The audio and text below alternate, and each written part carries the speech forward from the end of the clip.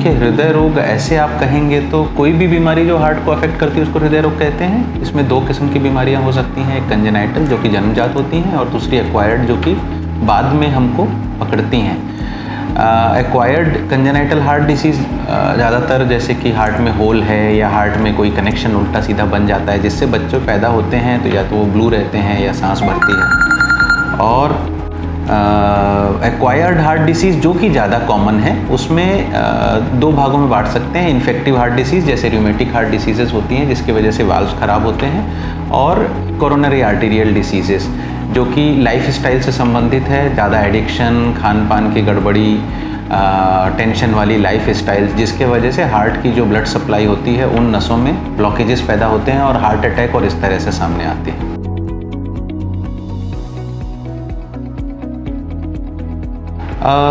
अगर हम बीमारी को दो भागों में बांटें तो एक किस्म की बीमारी होती है जो इन्फेक्टिव जैसे रूमेटिक हार्ट डिसीज़ है, वो ज़्यादातर लोअर सोशियो इकोनॉमिक स्ट्रेटा में होता है जहाँ पर ज़्यादा क्राउडिंग होती है, न्यूट्रिशन पुअर है और इन्फेक्शन के चांसेस ज़्यादा हैं जिसको कि ट्रीट नहीं किया जाता है, जिसकी वजह से वो इन्फेक्शन धीरे से हार्ट में लग जाता है और फिर धीरे धीरे वैल्व्स को ख़राब कर देता है। ये बीमारी हमारे देश में, अफ्रीकन कंट्रीज़ में ज़्यादा रैम्पेंट है बिकॉज पॉवर्टी और इलिटरेसी और मेडिकल फैसिलिटीज़ कम हैं। दूसरी किस्म की बीमारी जो कि शहरी बीमारी कहते हैं हम, और धीरे धीरे एफ्लुएंसी की वजह से गाँवों में भी स्प्रेड हो रही है, उसको कहते हैं एक्वायर्ड हार्ट डिसीज़ेज और मोस्टली उसमें कोरोनरी हार्ट डिजीज़ लीडिंग है। और वो मोस्टली लाइफस्टाइल की वजह से होता है, देर रात तक जागना, खाने पीने का प्रॉब्लम, स्ट्रेस, एडिक्शन, ये सारे वजह से ये बीमारियां लगती हैं।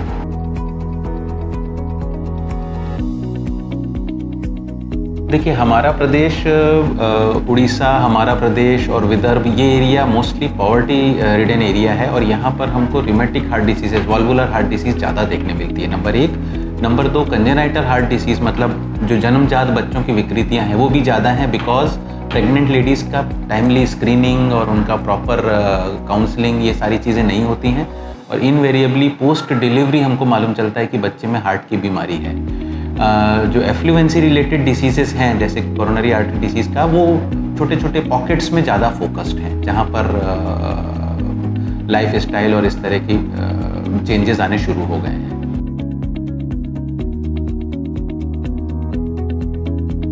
अब आज की तारीख में ऐसा कहना मुश्किल हो गया है बिकॉज पहले हम ऐसा मानते थे कि कोरोनरी आर्टरी डिसीज़ बूढ़े लोगों को होती है और कंजेनाइटल हार्ट डिसीज़ छोटे बच्चों को होती है। अब कोरोनरी आर्टरी डिसीज़ के हमको पेशेंट्स 25 साल, 24 साल, 27 साल के पेशेंट्स भी मिलते हैं जो हार्ट अटैक लेकर हमारे पास आते हैं। तो विद चेंजिंग लाइफ स्टाइल ये मैं कहूँगा कि और वैसे भी इंडियन ओरिजिन के लोगों के जो कोरोनरी आर्टरीज़ होती हैं वो वेस्टर्न और यूरोपियन और अमेरिकन लोगों से कोरोनरी आर्टरीज से छोटी होती हैं। तो इसमें जो हार्ट अटैक और ये वाले लक्षण होते हैं थोड़ा अर्ली एज में आते हैं। तो अगर वेस्टर्न पॉपुलेशन में ये चेंजेस 60s-70s में आते हैं तो हमारी पॉपुलेशन में अर्ली 50s में ये चेंजेस आने चालू हो जाते हैं।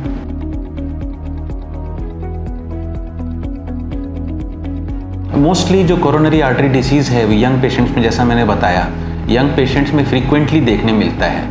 और अगर मैं कहूँ कि आज के तारीख में जो मोस्टली जो पेशेंट्स जिनका मैं बाईपास करता हूँ या मेरे साथी हैं जो एंजियोप्लास्टी करते हैं, उसमें से कम 50 से 60% ऐसे लोग हैं जो कि 60 ईयर्स से कम एज के हैं। And 60 years I consider them age a young because they are productive to the society.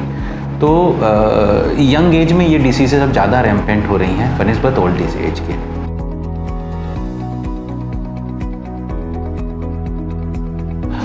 देखिए, मोस्ट कॉमन जो डिसीज़ लक्षण होते हैं हार्ट के, because heart is a pump और ये पूरी बॉडी को ब्लड सप्लाई करता है, तो चाहे वो कोरोनरी आर्टरी डिसीज़ हो, वैल्वुलर हार्ट डिसीज़ हो या कंजेनाइटल हार्ट डिसीज़ हो, सिम्टम्स में काफ़ी ओवरलैप होता है। जो मोस्ट कॉमन सिम्टम होता है वो होता है कि एक्सर्शनल डिस्निया जिसे हम कहते हैं, काम करने चलने पे सांस भरती है, बैठ जाने पे आराम लगता है, ये अर्ली स्टेजेस में होता है। सेकेंड स्टेज में ऐसा होता है कि पेशेंट कहता है मैं नहाने भी जाता हूँ, मैं टॉयलेट जाता हूँ, सांस भरने लगती है। और थर्ड स्टेज में ऐसा होता है कि मैं जैसे ही लेटता हूँ मेरी सांस भरती है, मुझे खांसी आती है, मेरा दम भरता है।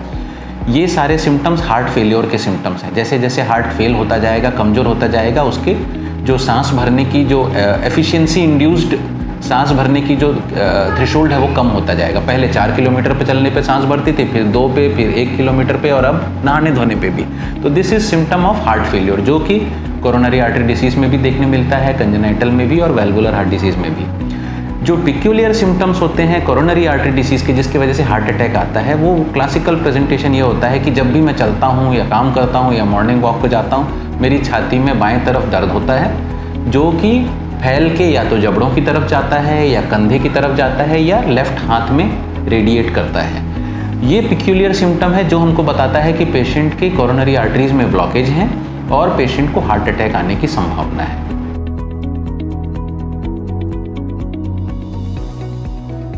देखिए, बचाना और ट्रीटमेंट करना ये दो अलग अलग स्पेक्ट्रम है। बचाना मतलब प्रिवेंशन, जहाँ पर आपको डिजीज़ ना हो इसके लिए हम काम करना पड़ता है। उसके लिए टेक्निक्स नहीं है, उसके लिए नेचर है। You have to follow the nature. आपको डाइट ठीक रखनी होगी, फास्ट फूड, तला भुना to restrict to the minimum, उसको छोड़ना पॉसिबल नहीं है आज की सोसाइटी में, but restricted to the minimum. Addiction, you have to stop addiction, specially smoking and tobacco. Daily exercise, minimum 45 minutes का एक्सरसाइज करना ज़रूरी है। ये सारी चीज़ें करके आप बच सकते हैं। इसके अलावा देयर आर मल्टीफैक्टोरियल कॉजेज़, जिसमें एक जेनेटिक कॉज है। अगर आपके पिताजी को, आपकी माँ को प्रॉब्लम था तो चांसेस है कि आपको भी हो, जिसको आप मॉडिफाई नहीं कर सकते हो, बट उसके परसेंटेज, उसके अटैक के सीवियरिटी को आप रोक सकते हो अपने लाइफ स्टाइल मॉडिफिकेशन से। इसके अलावा regular checkup is a must. Once you are 40, every year you have to get yourself checked. अपने सारा रूटीन प्रोफाइल, जिसमें कि डायबिटीज़, थायराइड, अपना कोलेस्ट्रॉल, अपना ECG, इको, TMT, ये सारे टेस्ट रेगुलर कराने चाहिए। उन लोगों को अर्ली एज में कराना चाहिए जो कि एडिक्ट हैं या जिनकी जॉब की वजह से वो अपने लाइफ स्टाइल को मॉडिफाई नहीं कर सकते हैं। उन लोगों को 30-35 ईयर्स की एज की शुरुआत में ही अपने आप को हर साल एटलीस्ट एक कार्डियक चेकअप ज़रूर कराना चाहिए। और अगर हम बात करते हैं बीमारी होने के बाद के लिए, तो बीमारी होने के बाद के लिए तो टेक्नोलॉजी अब it is touching the sky and Raipur is know behind. तो मोस्ट ऑफ द केसेस में जहाँ हार्ट अटैक का संबंध होता है वहाँ पर एंजियोग्राफी, एंजियोप्लास्टी इमीडिएट करना चाहिए, अवेलेबल है। और जहाँ पे ये बीमारी बढ़ जाती है वहाँ पे ओपन हार्ट सर्जरी करके और उसको ठीक किया जाता है।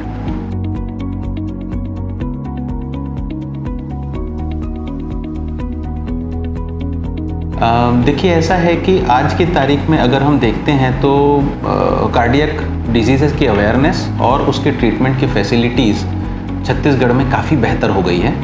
और ऑलमोस्ट हर 2 से 3 किलोमीटर, 4 किलोमीटर के डिस्टेंस में एक ऐसा हॉस्पिटल है जो कि हार्ट की बीमारी का इलाज कर सकता है। तो ऐसे में जो हमारा यूनिट है हृदयम, जो कि संकल्प हॉस्पिटल में हमने एक स्पेशलाइज्ड कार्डियक यूनिट को इस्टेब्लिश किया है, इसमें कुछ चीज़ें हैं जो कि हम कह सकते हैं कि it is 1 step ahead of the other centres which are working since many years in Raipur. सबसे पहली बात, जो हमारा कैथ लैब है, that is the best advance cath lab in central India. और जब हमने इस कैथ लैब को इंस्टॉल किया था उस समय तक हिंदुस्तान में ऐसे सिर्फ 3 कैथ लैब लगे थे। अच्छे कैथ लैब होने की ज़रूरत ये होती है कि जैसे जो फार्मूला 1 रेसर होता है, जब आप उसको अच्छी गाड़ी देंगे तो ही वो जीत सकता है, वैसे ही एक अच्छा कैथ लैब जिसमें कि क्लैरिटी हो, जिसमें हम डिटेल्स को ज़्यादा अच्छे से देख सकें, तो हम ज़्यादा अच्छा काम कर पाते हैं। किस पेशेंट को एंजियोप्लास्टी की ज़रूरत है, किस पेशेंट को बाईपास सर्जरी की ज़रूरत हो, ये एस्टिमेशन, ये कैलकुलेशन करना ज़्यादा आसान होता है if you have a good gadget, number 1। Number 2, हमारे पास जो ऑपरेशन थिएटर है, जो हमारे पास ICU है, that is one of the best in class. तीसरा चीज़, हमारे पास मिनिमल इन्वेजिव सर्जरी करने के जो इक्विपमेंट्स और जो गैजेट्स हैं, वो आज की तारीख में रायपुर में हमारे अलावा सिर्फ एक हॉस्पिटल है जहाँ पर उपलब्ध है। अदरवाइज़ ज़्यादातर हॉस्पिटल्स में मिनिमल इन्वेजिव मतलब बहुत स्मॉल इंसिजन से ओपन हार्ट सर्जरी करने की जो फैसिलिटी है वो उपलब्ध नहीं है। तो अगर मैं एन्यूमरेट करना चाहूँ कि हृदयम में हम क्या बेहतर कर रहे हैं, number 1, we have the best cath lab, जिसमें हम कार्डियक, पेरिफेरल वैस्कुलर और न्यूरो के best possible catheter based intervention मतलब एंजियोग्राफी, एंजियोप्लास्टी के द्वारा हम ट्रीटमेंट कर रहे हैं और we are best in the town in that. Number 2, open heart surgery के संबंध में मिनिमल इन्वेजिव सर्जरी, बहुत सारे ऐसे डिजीज़ेस जिसमें कि अब वाल्व रिप्लेस कर दिए जाते हैं, और उसके बाद पेशेंट को बहुत रिस्की मेडिसिन्स कंटिन्यू करना पड़ता है, लड़कियां प्रेगनेंसी अफोर्ड नहीं कर सकती, उन केसेस में हम वाल्व रिपेयर्स करते हैं। और अब आज की तारीख में करीब 100 से ज़्यादा ऐसे पेशेंट्स हैं जिनके हम वाल्व रिपेयर कर चुके हैं। वाल्व रिपेयर की टेक्नोलॉजी सेंट्रल इंडिया में सिर्फ हम वाल्व रिपेयर करते हैं, अदरवाइज़ यहाँ से कम 400-500 किलोमीटर में कोई भी ऐसा सेंटर नहीं है जो वाल्व रिपेयर्स करता हो। ज़्यादातर लोग वाल्व रिप्लेस कर देते हैं, जो कि पुअर सोशियो इकोनॉमिक स्टेटा के पेशेंट्स के लिए बहुत बेनिफिशियल है, क्योंकि एक बार वाल्व रिपेयर हो गया तो उनको कोई मेडिकेशंस, कोई फॉलोअप की ज़रूरत नहीं होती है। तीसरा, जैसा मैंने कहा, मिनिमल इन्वेजिव सर्जरी। जो कन्वेंशनल सर्जरी होती थी उसमें हम एक बड़ा 8-10 इंच का चीरा देके और ऑपरेशन करते थे, जो कॉस्मेटिकली अगली लगता था और पेशेंट को अपने काम से 2-3 महीने के लिए दूर रहना पड़ता था, जो कि हैवी मैनुअल क्लास के लोग हैं। अब हम उसको मिनिमल इन्वेजिव टेक्निक से, छोटे से चीरे से, जो कि करीब 2 या 2.5 इंच बड़ा होता है, उस चीरे से हम बाईपास सर्जरी कर देते हैं। उतने छोटे चीरे से हम वाल्व रिप्लेसमेंट कर देते हैं, बच्चों के हार्ट के होल भर देते हैं। तो ऐसे भी पेशेंट्स हैं जिन्होंने बाई 10th और 14th डेज अपना काम रीजॉइन कर लिया है and they are happy. So this way I can say कि Hridayam is ahead of other most of the leading centres in Raipur, Chhattisgarh.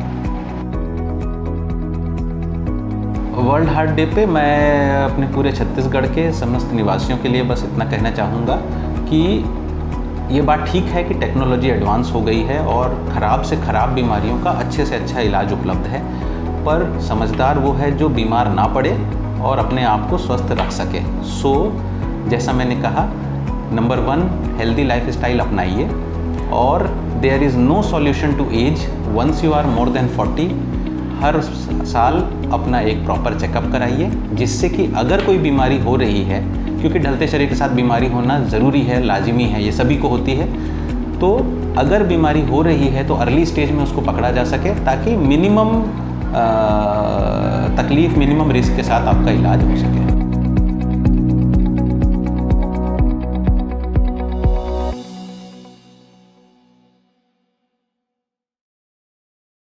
मैं doctor Nishant Singh Chandel, consultant cardiothoracic and vascular surgeon. आज मैं जिस विषय पे आपसे बात करने के लिए सामने आया हूँ, उसका मुख्य टॉपिक है हार्ट फेल्योर।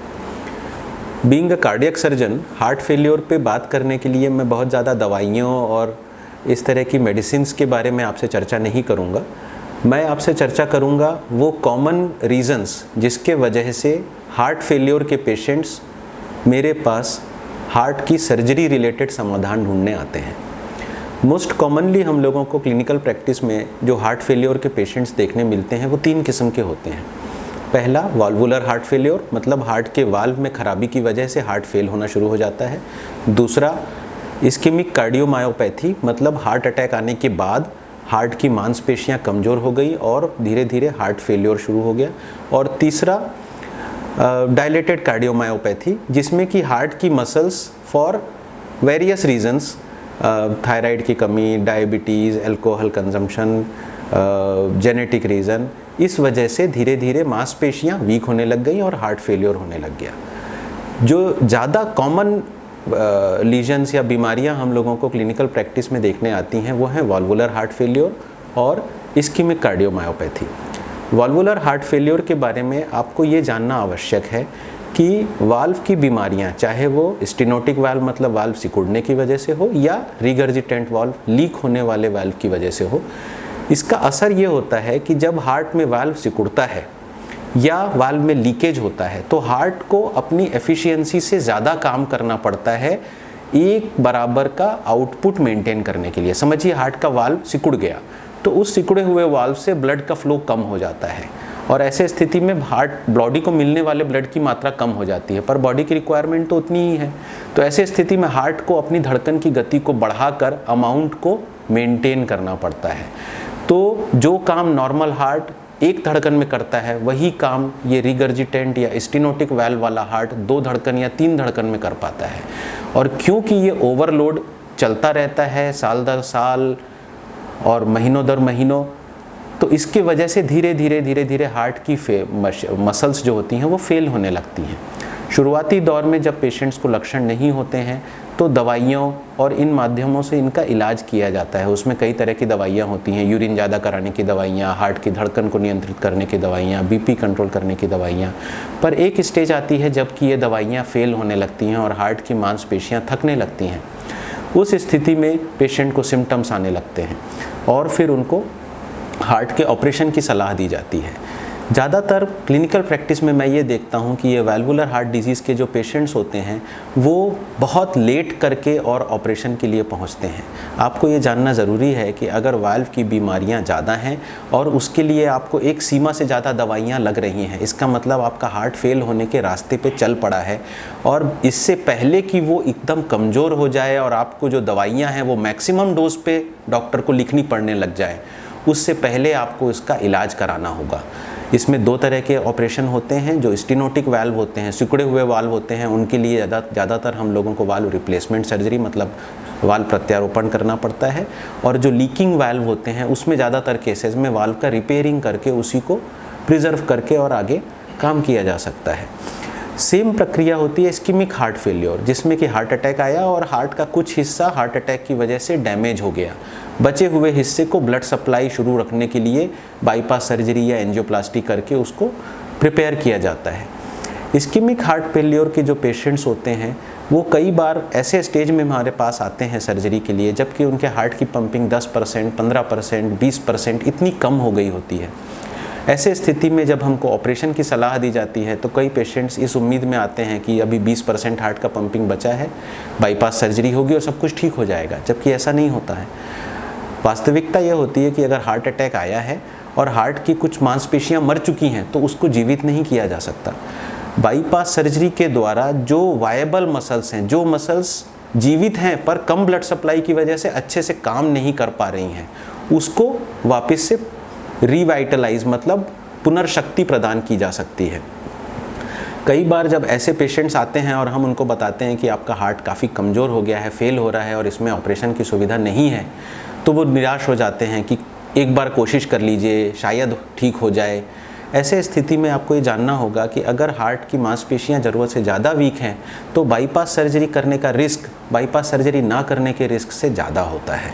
ऐसे स्थिति में एक टेस्ट होता है जिसको हम कहते हैं थैलियम स्कैनिंग। इसके थ्रू हम मायोकार्डियल वायबिलिटी मतलब हार्ट की मसल्स की वायबिलिटी चेक करते हैं।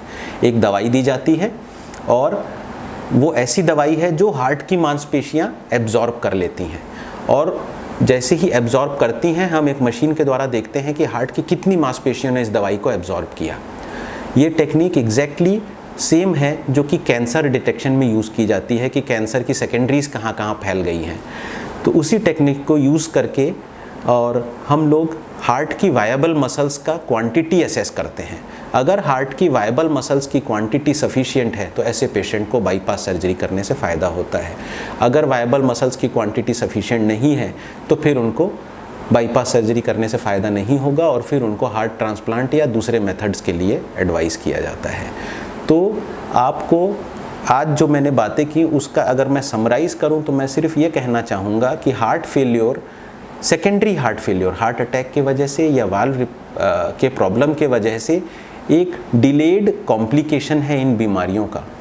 पर बहुत सारे मरीज़ जो कि ऑपरेशन के नाम से डरते हैं, इंटरवेंशन के नाम से डरते हैं, वो ज़्यादातर ये चाहते हैं कि उनका ट्रीटिंग डॉक्टर उनको दवाइयों पे ही सालों साल मैनेज करे। इस प्रवृत्ति से आपको बचना चाहिए और आपके डॉक्टर जब भी आपको सलाह दें कि अब आपका वाल्व का कंडीशन बिगड़ रहा है और हार्ट डायलेट होना शुरू हो गया है, आपको ऑपरेशन का ऑप्शन चूज़ करना चाहिए, क्योंकि 2 साल, 3 साल, 4 साल दवाइयों में काम चलाने के बाद जब हार्ट सफिशिएंटली वीक हो जाएगा तब ऑपरेशन का रास्ता भी बंद हो जाएगा। तो ऑपरेशन का रिस्क उठाकर आगे के 20-25 साल के जीवन को सुरक्षित करना ज़्यादा अच्छा है बनिस्बत ऑपरेशन का रिस्क ना उठाकर 2-3 साल, 4 साल बाद लाइलाज बीमारी के स्टेज में लैंड करके और अपने जीवन को 5 साल या 7 साल के दायरे में सीमित कर लेने के। इसलिए अपना अच्छा ध्यान रखिए और समय समय पे क्वालिफाइड कार्डियोलॉजिस्ट या कार्डियक सर्जन से अपना चेकअप कराइए यदि आपको वाल्व रिलेटेड या हार्ट अटैक से रिलेटेड समस्या है। नमस्कार।